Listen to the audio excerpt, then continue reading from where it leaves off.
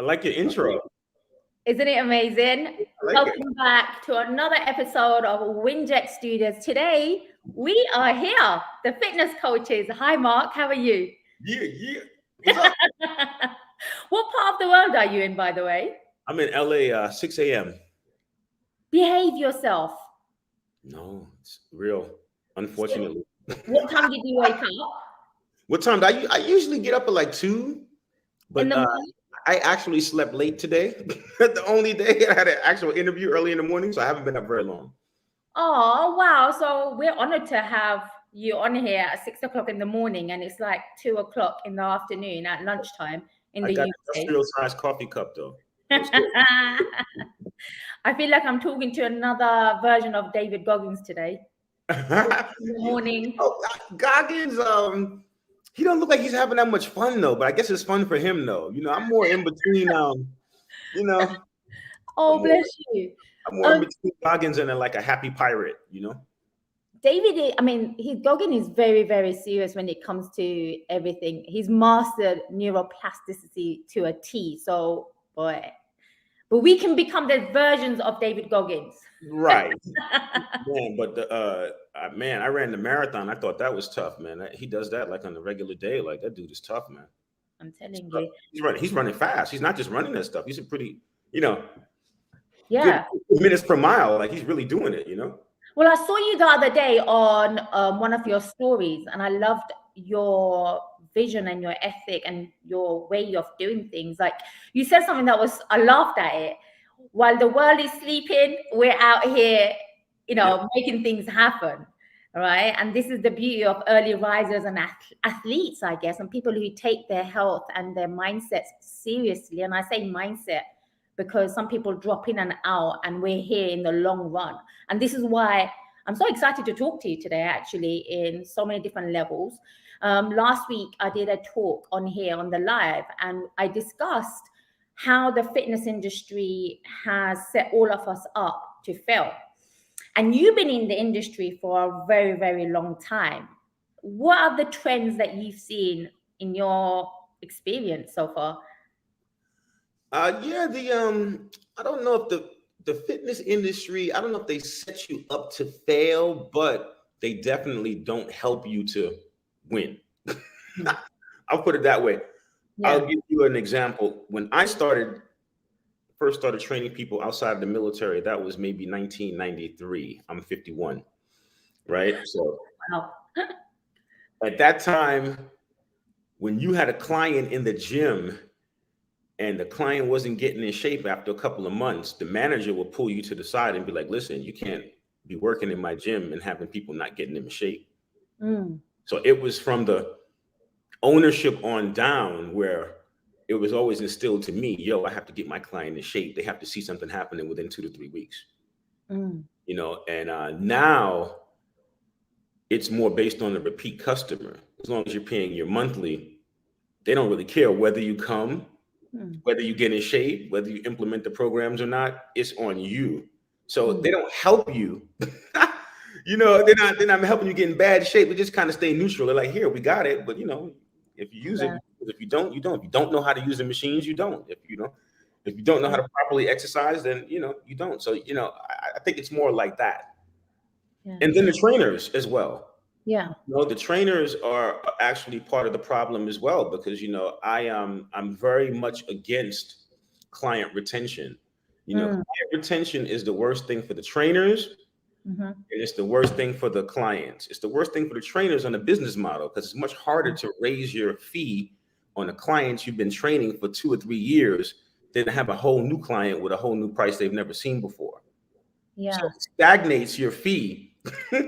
And on top of that, it holds your connections back. So you're not meeting new people because you have the same client for 2 or 3 years. It's much more of a beneficial model to transform your client and to move on. And that's how I actually built my career, because I always had lots of new clients coming in. And then I was able to learn because I was constantly transforming different body types. So within 30 years. This is so interesting. Look, I'm probably an amateur compared to you in the industry, and you just hit so many things. Today I looked at some of my memories on my social media, And it's 10 years since I've been in the fitness industry.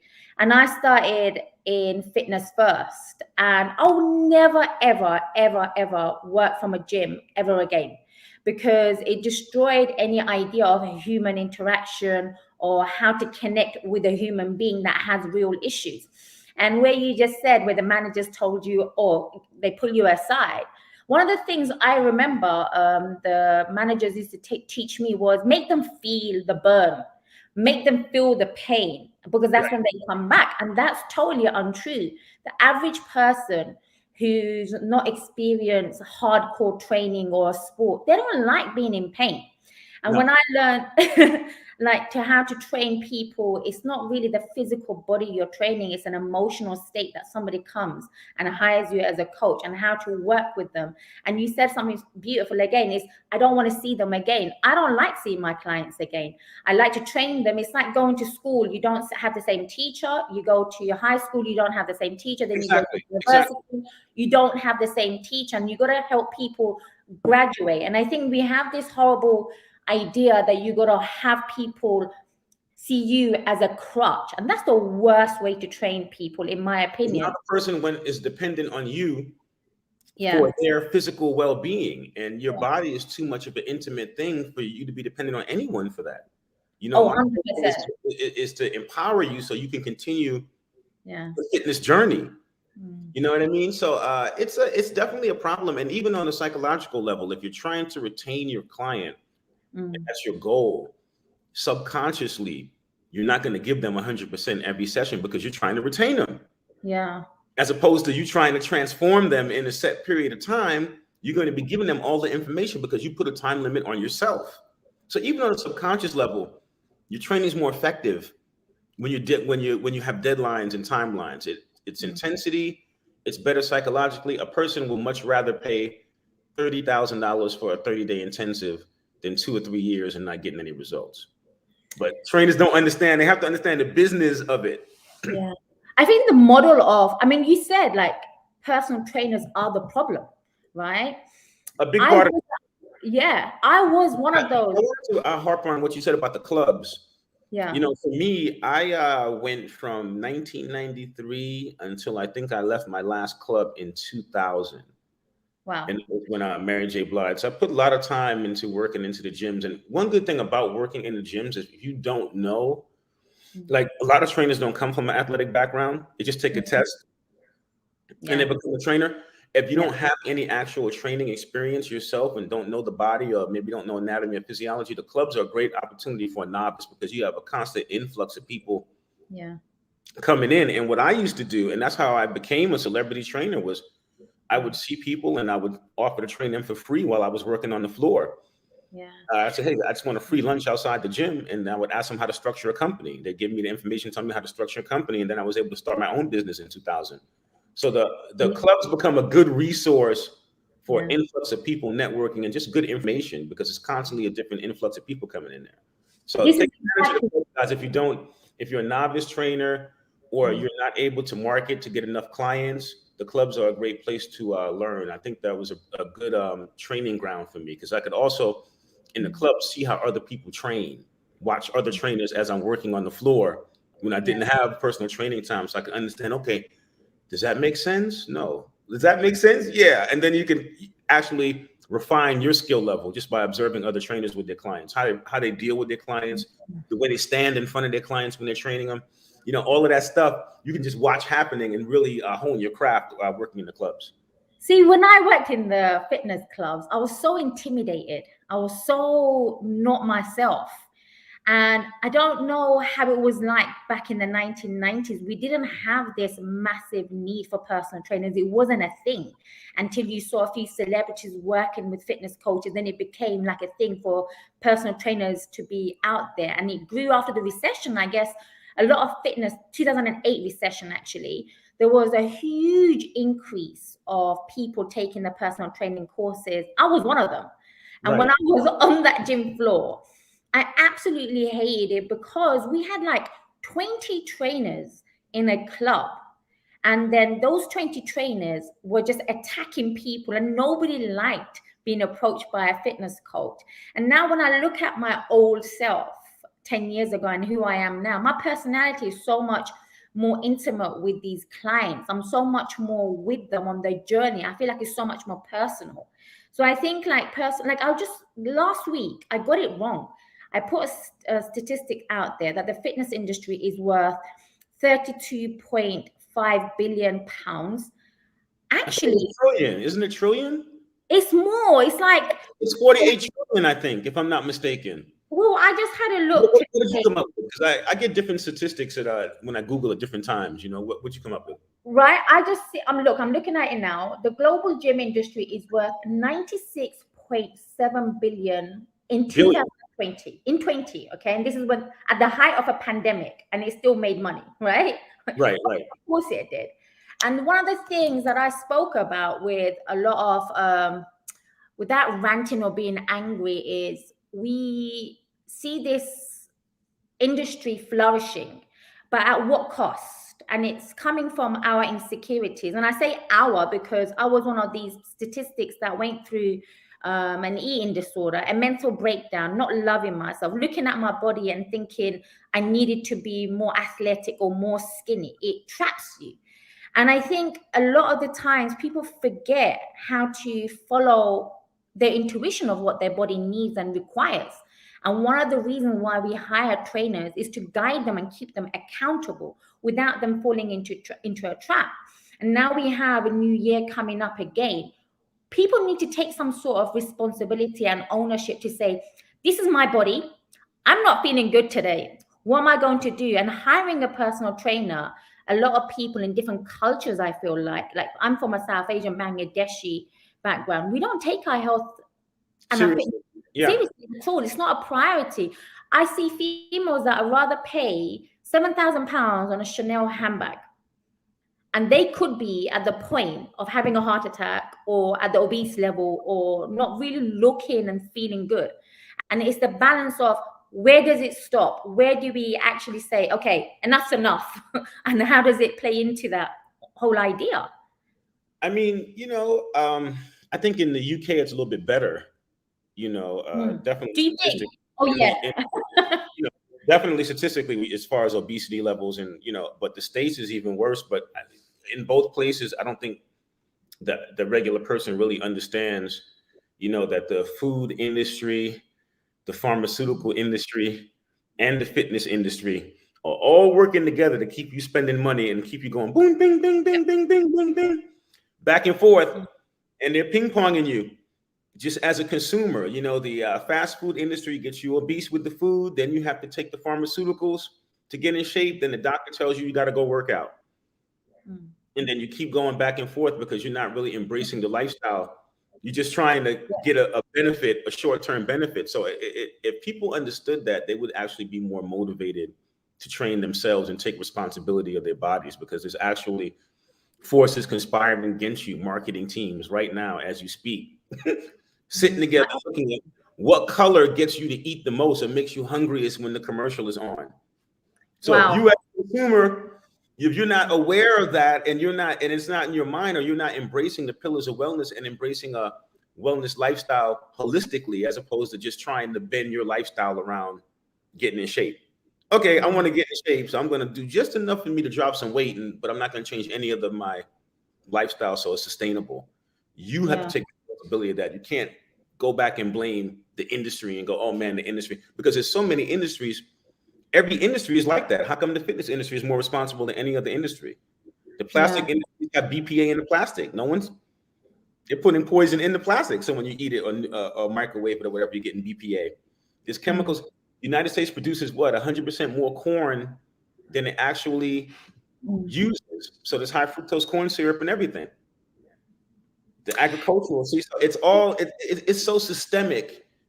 You as a consumer, you have to be on it. It's not, and then just to keep your immune system healthy. People don't want to vaccinate.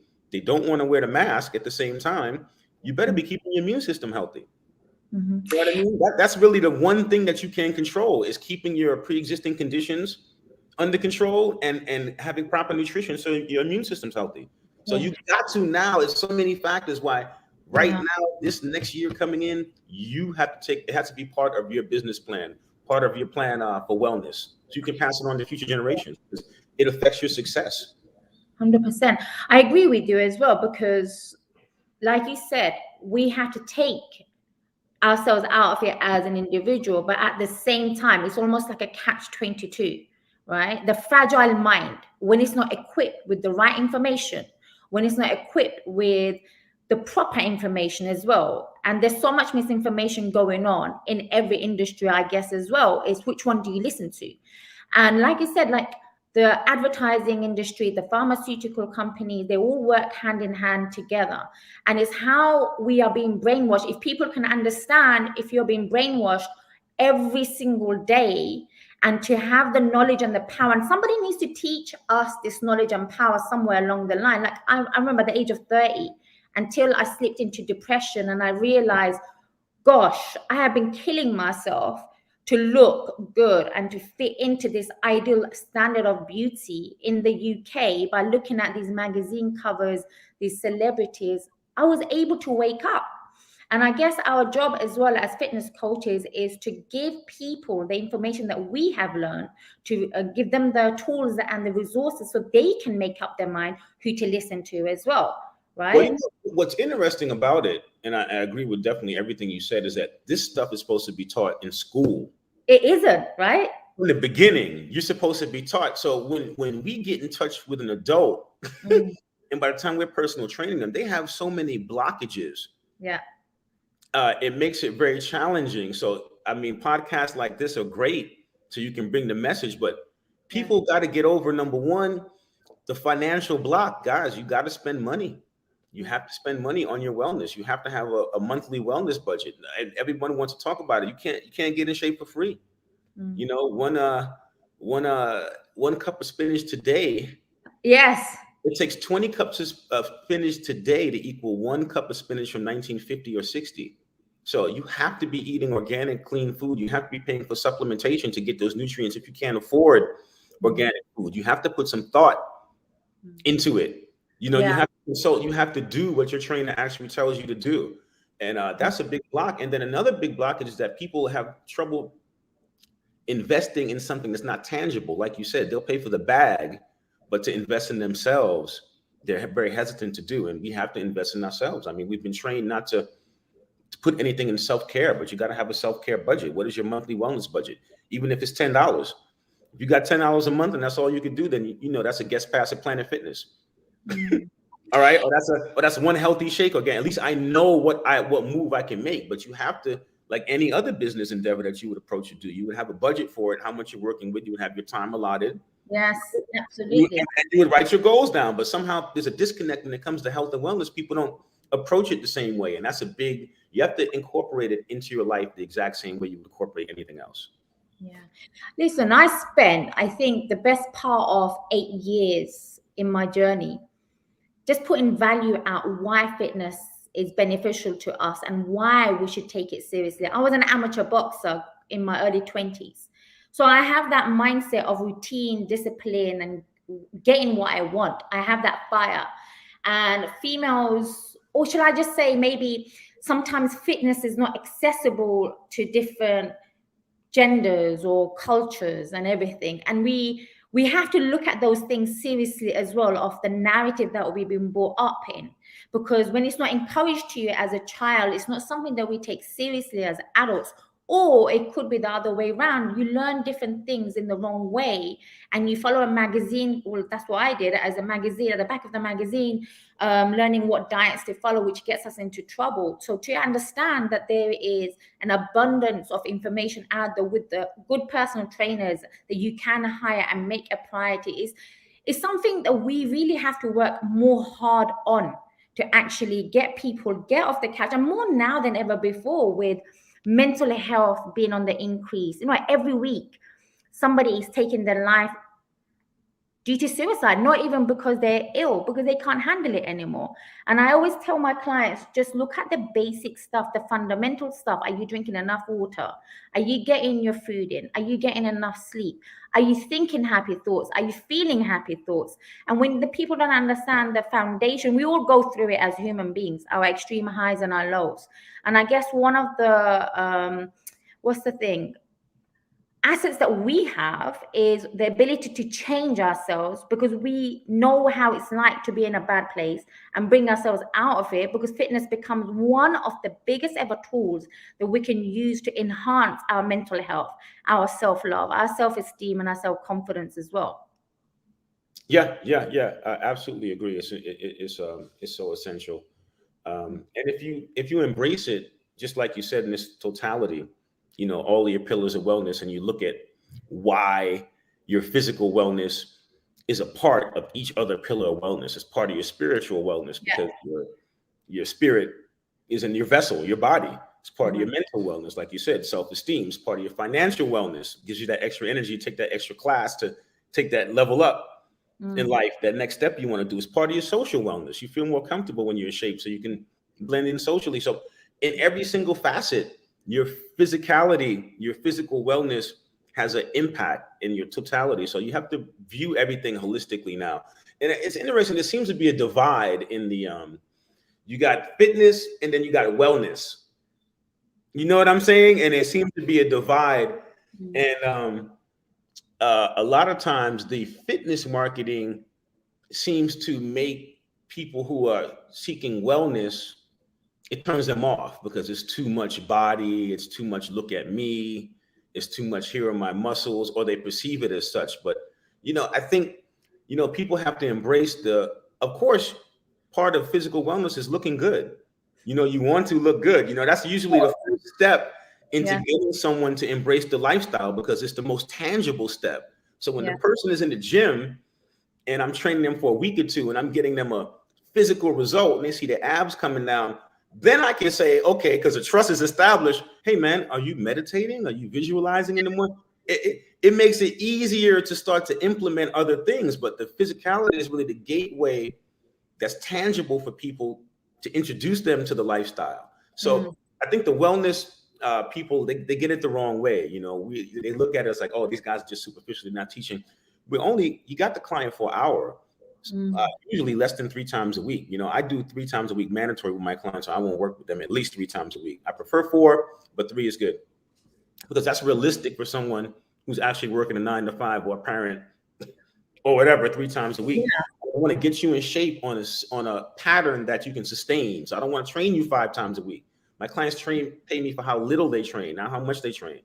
Yeah. It's a recovery-based system. But anyway, they take that type of stuff and then they can go on. Then it's feasible. Then you can implement it into your life. So I think that's the key, is just making it more of a lifestyle thing, not separating the fitness from the wellness. I see a big divide with that. It kind of turns people off, or people say you're displaying your body. But even as a trainer posting on Instagram, I get good feedback and I get negative feedback.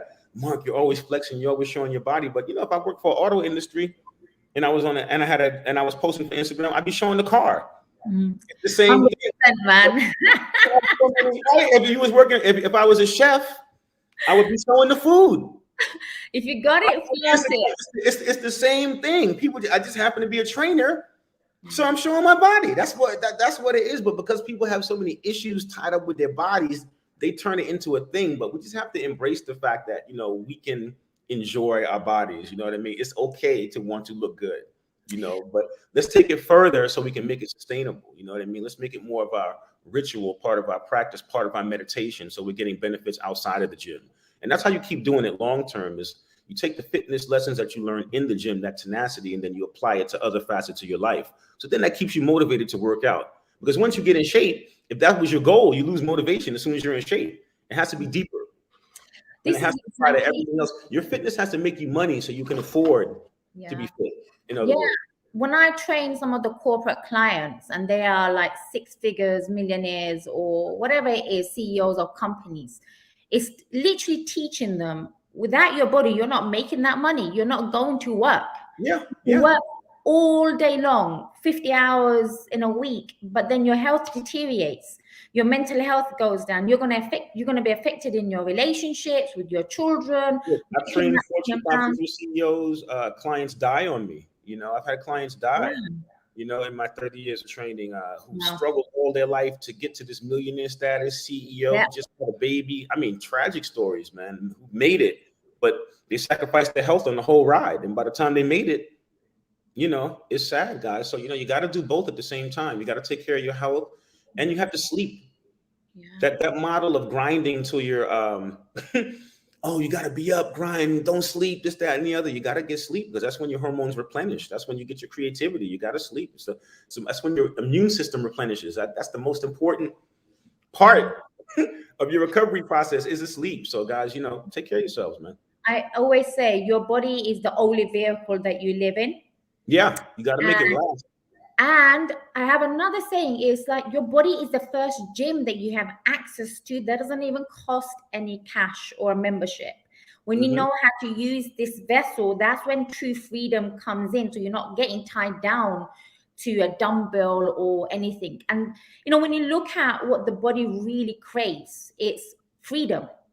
It hates being restricted. Like, I don't ever put any of my clients on a meal plan, because if the average mind can't even get themselves disciplined to actually train 3 times a week, I would not expect them to follow a plan, but word by word.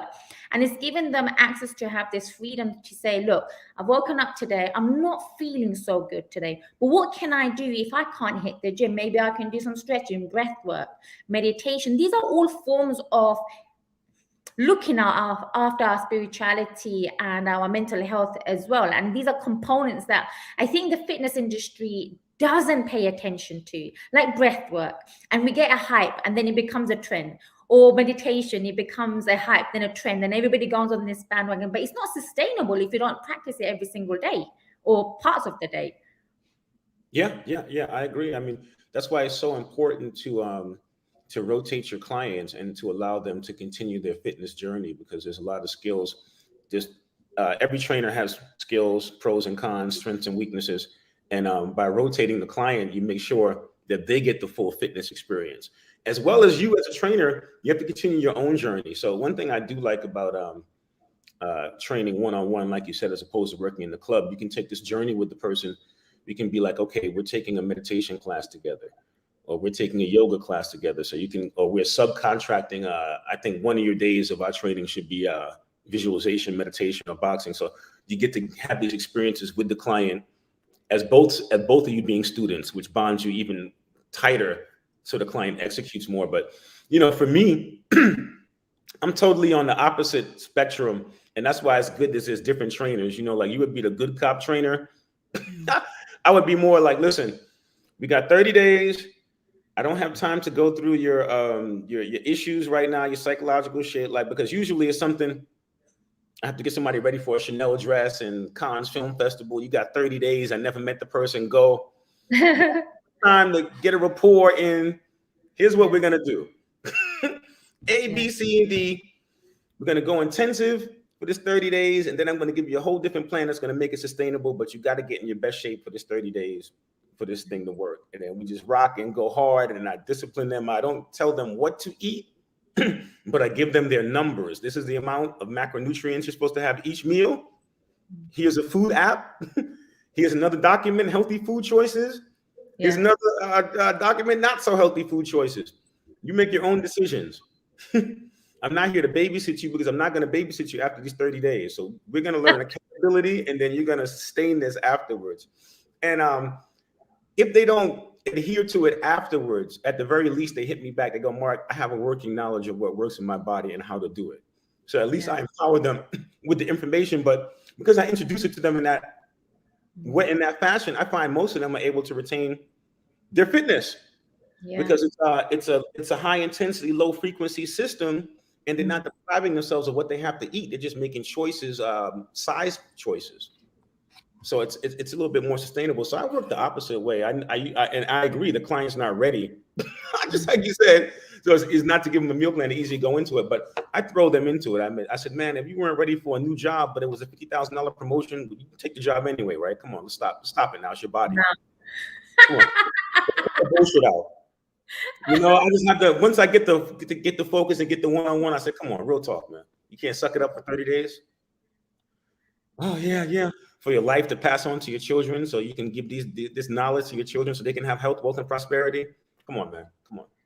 Your body. So then, I'm more of a tough love. Yeah. Well, this is exactly what I do with my girls, and I only train girls because I feel like I can relate to them a lot more for obvious reasons. And it's that soft kick up the backside. I need it too sometimes. You know, as humans, we all need people to check in on us while we check in on other people.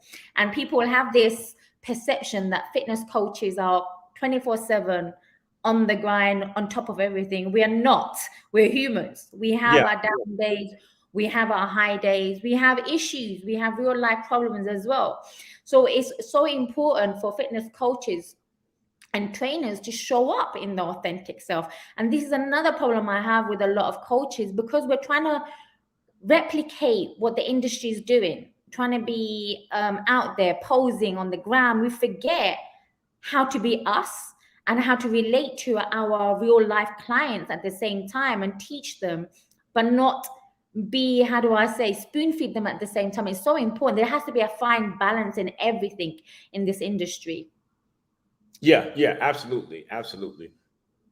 And I think being in your authentic self is super important. And no, I wouldn't advise a trainer to approach a client like I do, Mm. because a lot of that is based off of my personal experiences. You know, I started off with a 45-inch waist. Guess I got in fitness in the first place. So when I talked of running home from school with the Yeah. man boob popping up and down, busting me in the chin, Man boob. man boobs giving me black eyes, the whole shit. So Oh, you're funny, man when I'm boobs. talking to a client, like, I was the type of kid, I used to get my allowance and I Yeah. go buy Now Laters. You know Now Laters, the candy? Do they have No. that? Well, it's a No. hard candy. It's like a taffy, right? Yeah. And I used to take the different flavors and put it on the radiator, and I'd make Now Later sandwiches. I was a fat hood kid, just loved to eat, just loved to eat. But anyway, so when I talk to my clients, right, I'm not talking to them as somebody like, yo, you need to do this and I'm superior. I'm talking to them like, listen, I used to do this shit too. Yeah. Yeah. I was Yeah. there. I've been there. Yeah. I've been there. I've been there. So I'm not talking to you like down to you. I'm saying, listen, you and I have been in the same place. I've had a 45-inch waist. I tell them the story. I show them my book. They're like, wow, Mark, really? I said, yeah, and you can do it, man. And we can have fun doing it, but you got to suck it up and you got to rock with me, because I'm not going to play with you. And then we can go journey together. But each trainer has to have a different approach that's authentic to them. Yeah, absolutely. And I feel like this is the point. But going back to what we were speaking about at the beginning, in a fitness club, a commercial gym, I feel like a lot of good trainers lose their individuality, their personality, because they're trying to morph into what everybody else is doing. They're all So training the same too. They're all training the same. exactly. And in my experience working with real life clients with real life issues, is what taught me to be a better human being, not even a coach, to be a better human being, to be compassionate, to be loving. And I think compassion is something I had to learn for myself, to be easy on myself, not to be too hard on myself. And having this compassion for clients, it makes them mellow down as well. And what was really fascinating once, I remember with a client, is when they look up to people that they admire. They see, I used to be an amateur boxer. I used to always talk about boxing. I was a hardcore boxer. Is they put you on a pedestal. And in order for you to relate to people, you have to show them the real life issues that's gone behind. And it's a clever way of saying, look, fitness is the thing that's resurrected me. It's brought me back alive again. And if I can do it, so can you. And it's given people that permission, I guess, to actually take the journey with you and to trust you as well. Yeah, that's interesting. That's interesting. I think that's one of my issues. In fact, I need to expose my vulnerability. That's interesting you say that. I've been told that, so I can't really explain too much. That is in fact a weakness of mine. So Yeah, as you say that, I'm reinforcing it to myself. I need to. Yeah, that was a good one. So but it's hard for men, though. I feel like it's tough for men. It's tough for yeah, guys. So that's something I actually need to work on. So I yes. ain't got too much comment on that. I got to work on that. Working with a few male clients, understanding this part was like a penny drop moment. It's like we're all the same as human beings, but we're having different experiences, which make the human experience so fragile? So I'm on the phone with this documentary company, right? They want to do a documentary on me, right? And we're talking, and they're like, yeah, it's a conference call. I got my manager. It's like 5 people on the call. Everything's rolling. They talk about, yeah. I'm like, all right, cool. I'm like, yeah, Mark, what you want to do? I said, yeah, I want to have a big charitable aspect. I want to ride a motorcycle, da. You're like, okay, Mark. Well, what are you gonna expose? What? What are you talking about? I thought you talking about my training, how I came out the projects and you spitting this to a problem. I said, yeah, Mark, but what was your why? What do you want to talk about? Yeah. It was I think it was all women on the call other than me. Wow. And they just started going in. They go, well, Mark, you need to talk about, I know you talked to me about on the phone about your son being transgender and what you went through and your divorce in the last 2 years. What I said, yeah, I wasn't ready for this type of emotion. What are you talking about? I wasn't ready. I thought we were talking about a documentary. Now we're getting to tearjerker and this, that, and the other. So something I have to work on, actually. But you have to do those type of things. I think it is important. It's important to get that part out of you. And I'm 51, and coming from Brooklyn and then going right to the military and being in war within a year and a half of being in the military, and then coming out, all my formative years, I was taught compartmentalization. Not to any of that stuff. So it's now that I got into my 40s and 50s, I'm better able to feel comfortable doing that, exposing yourself and being vulnerable. Yeah. But it takes I work on it, and I have to remind myself all the time. Yeah, and it takes time even for females, I guess, because we've come to a place in society where everything's just glamorized. Like I remember when I was an amateur boxer, it was just about being this Asian female in the boxing gym that was seen as wow. And that wow meant I never saw how people perceived me, because in my head, I'm still that fat child. I'm still that right. body dysmorphia issue. So when I blossomed and I was getting all this attention, I didn't know how to handle it.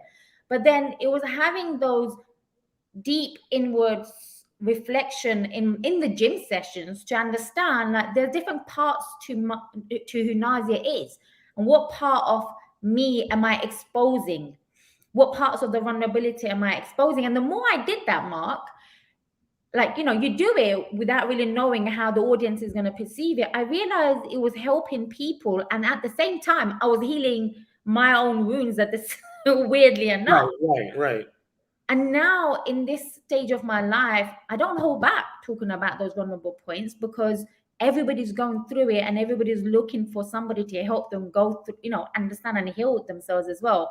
And I keep talking about this thing about learn how to train, learn how to take control, learn how to exercise your mind, because if you don't exercise it, somebody else is going to do it for you. Somebody else is going to control those thoughts.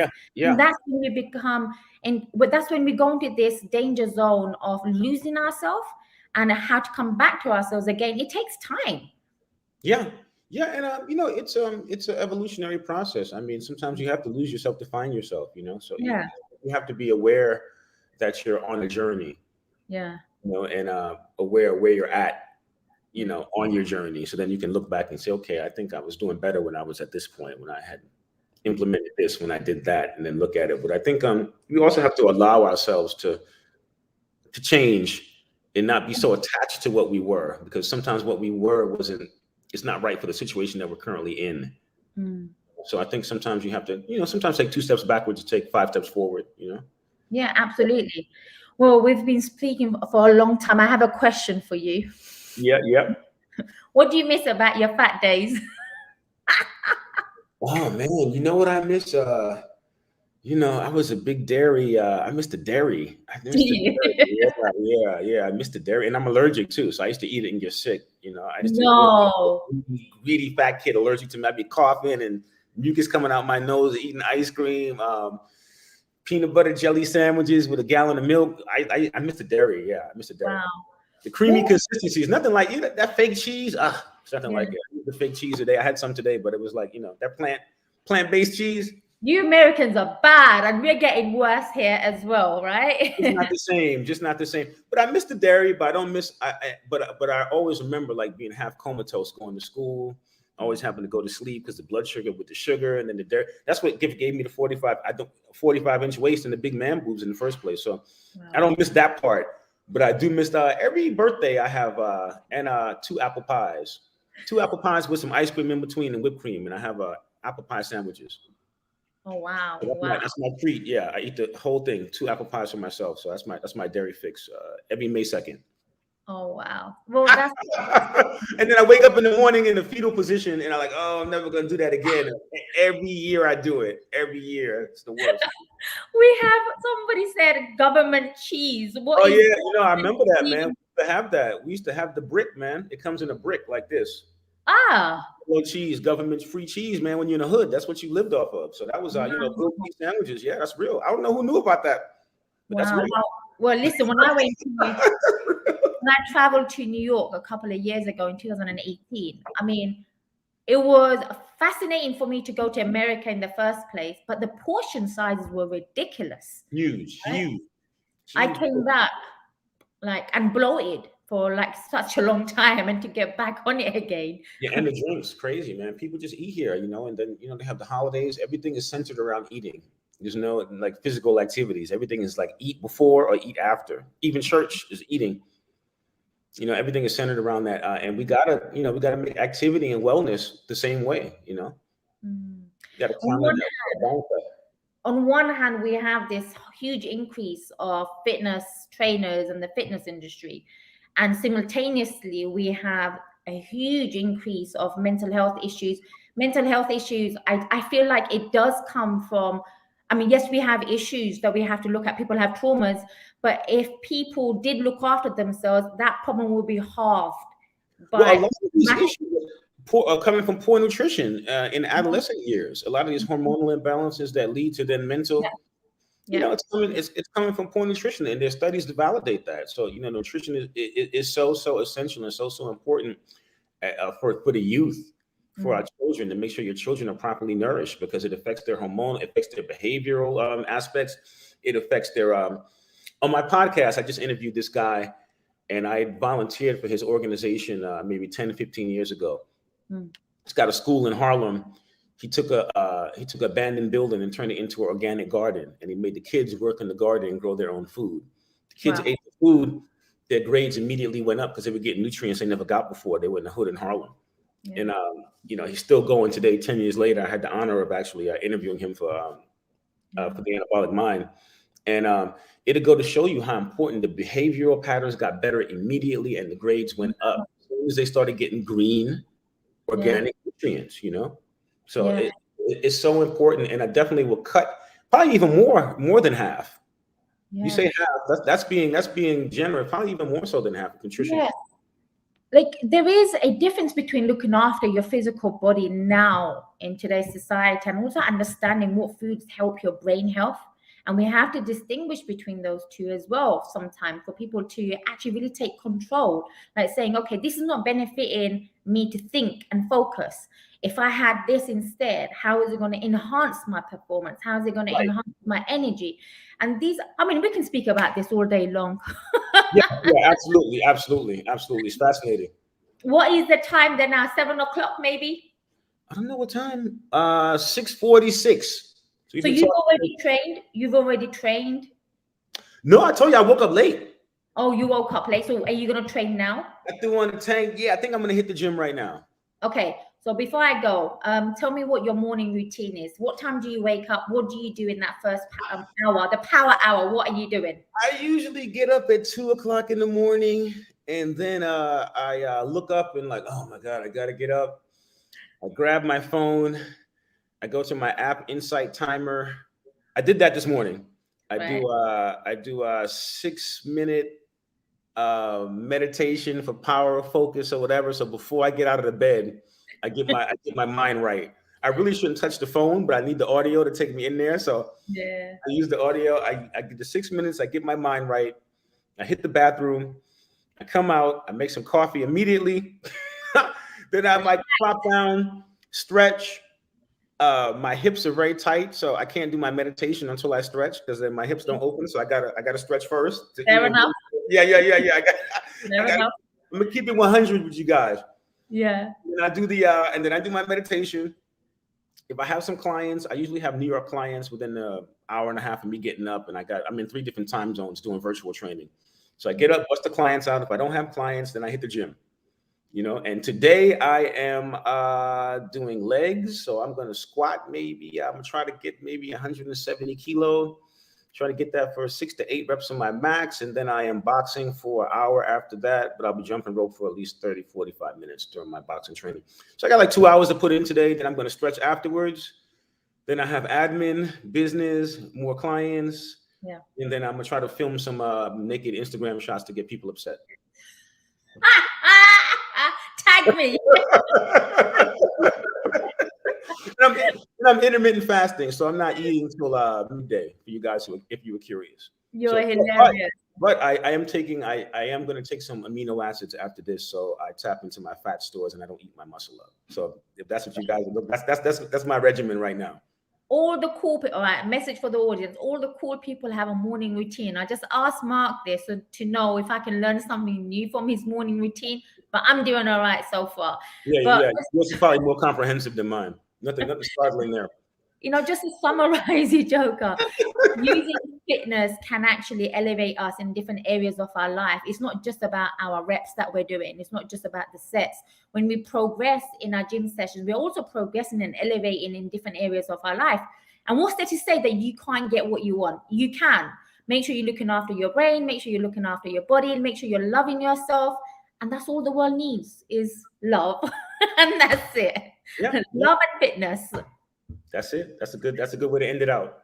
Thank you so much, Mark. It's been a pleasure actually connecting with you, and I look forward to seeing you when you come to the UK.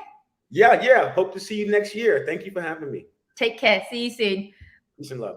Is brought to you by WINJECT Studios. We are an all-in-one educational platform for podcasters that revolutionizes how hosts leverage content to increase engagement with listeners, downloads, and income. We come together to focus on community, collaboration, and collective impact. For more information on how you can interact directly with our hosts, access exclusive live content with offers you can't get anywhere else from our official partners, join our purpose-driven community by visiting www.winject.com.